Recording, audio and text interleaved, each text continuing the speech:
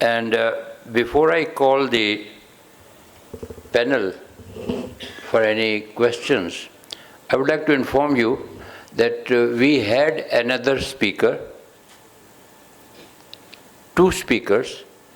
One of them was Mr. MEHAR Ali Shah, the Commissioner Indus Water, and he said he will be available in case he is left out by the Prime Minister. He did not come. He was supposed to fly this morning because there was a cabinet meeting and he was to be there. He hasn't come on Zoom too. He said in case he's not able, he finishes with Prime Minister, then he might come on Zoom. He hasn't come on Zoom. But we have the other speaker. Please pardon me, Mrs. Simi was not the last speaker, and Mr. Waqar Hussain, Director SIPA, may kindly come and address us briefly. Director SIPA, Mr. Waqar Hussain. Thank you very much, Malik Saab.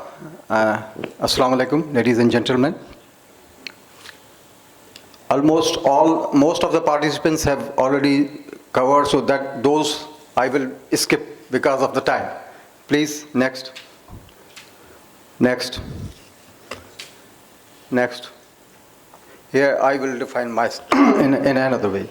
Without going to the definition, I wanted to describe that how, in fact, we have disturbed the nature balance, as it was also talked in the holy verses ayat about the nature balance as well.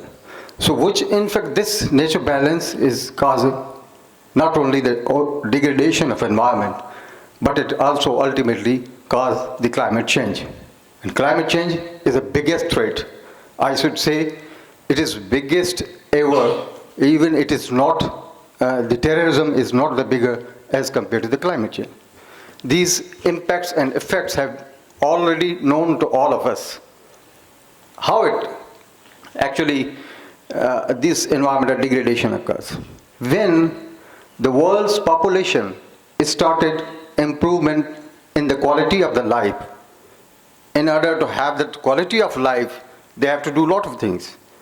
They need ultimately increase the demands on natural resources, including water resource. Water is a life.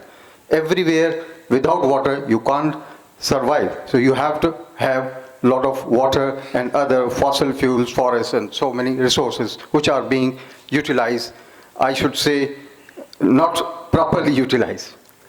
And by having the increase in demand and natural resources, we ultimately increase the global temperatures because fossil fuels have been used without consideration of environment. As one of our speaker told about the president of USA, he was not signing. So that attitude is not with the third world country or a developing country, but it is with the developing world as well. So that ultimately increase in global temperature, of course, will result in a frequent extreme weather events, which we are observing. And today, we are now, there should be, autumn is over, but we can't feel autumn. We can see it's still like a summer. So these extreme weather events are, I think, known to everyone. Because of these extreme weather events, in fact, it transforms ecosystems around the globe, and that threatens several floral and faunal species. And forests are drying up, there is less rainfall, thus more fires, and shrinking of the glacier is a result. So, consequences of climate change affects all of us. The significance of water resources of Pakistan's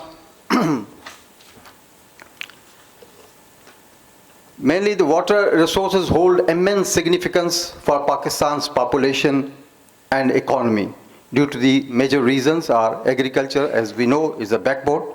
It has about 70% of the population which is engaged in agriculture still.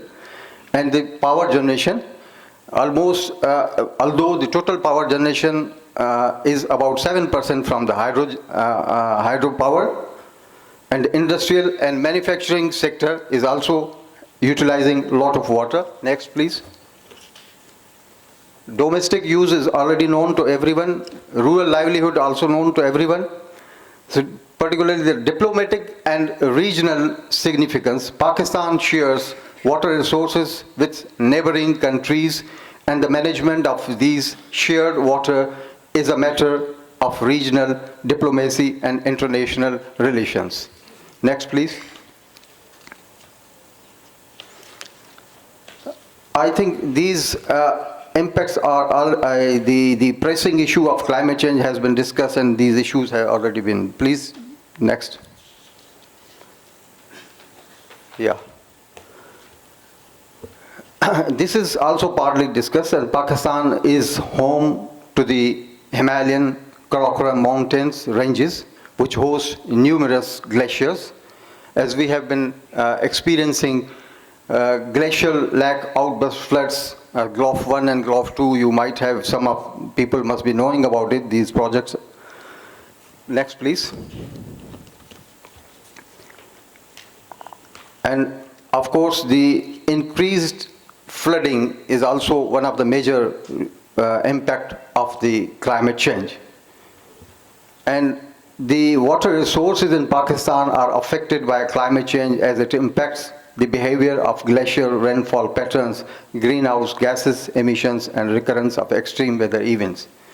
Common floods, in my opinion, in fact, the common floods are an opportunity. Rather, we waste the water, as Sindh government has, our chief engineer already told that we have started small dams.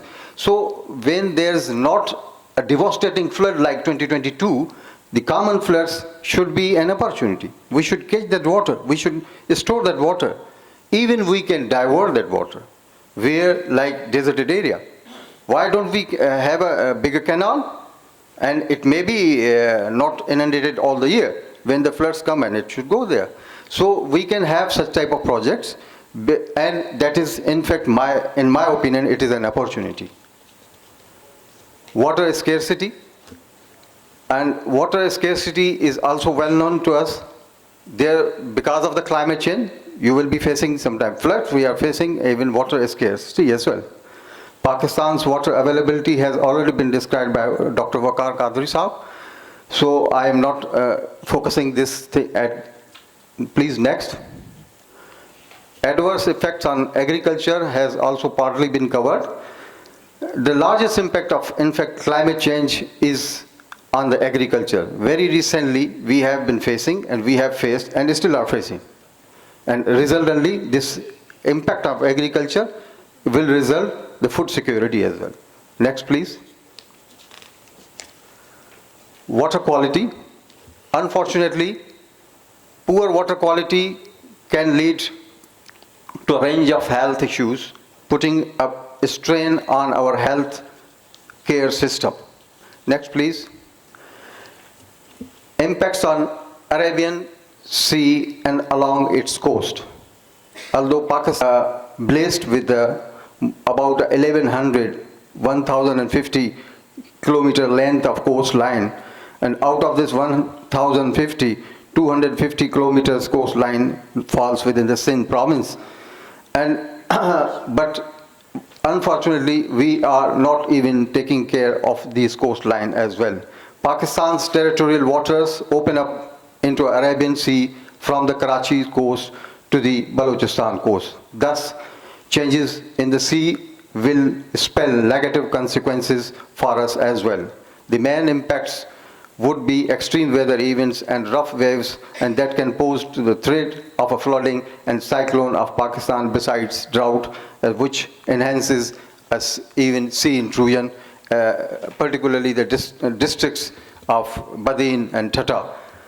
We have lost lot of thousands, or I should say about 1 million maybe acres, of which have been encroached because of the sea intrusion.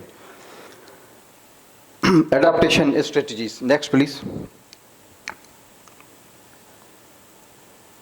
No, yeah. As we all know that climate change is addressed in two ways. Either we adopt to the changes or we may take mitigative measures. So I am just focusing on adaptation strategies. These are the four. In fact, Pakistan is taking steps to adopt some strategies, but the four issues are most important in my opinion. Improved irrigation practices, which have been already discussed. Rainwater harvesting is also covered. Reservoir management and agricultural efficiency. But these approaches these issues can be approached through these awareness, assessment, planning, and then implementation and environmental monitoring. But unfortunately, as Madam has said, we have a lot of policies, we have a lot of strategies, but sorry to say, mostly part of shelf. But it should be on ground, in fact. So when it is on the ground, then you will see some changes. International cooperation. Pakistan is involved in several international collaborations and agreements related to water resources. Indus Water Treaty has already been covered. There are some of them. Permanent Indus Commission, SARC, which is not no more, almost not effective. Central Asian Regional Cooperation, and some other. Next, please. And this is the last conclusion. Water resources of Pakistan are the lifeline and serving as a foundation of its economy and the well-being of the population. The sustainable management of water resources is crucial for ensuring continued economic growth, social development, and environmental sustainability in Pakistan. The effects of global warming and climate change on water resources in Pakistan are profound and wide-ranging. Need of collective action, both locally and globally, to combat climate change and safeguard our precious water resources. Thank you very much.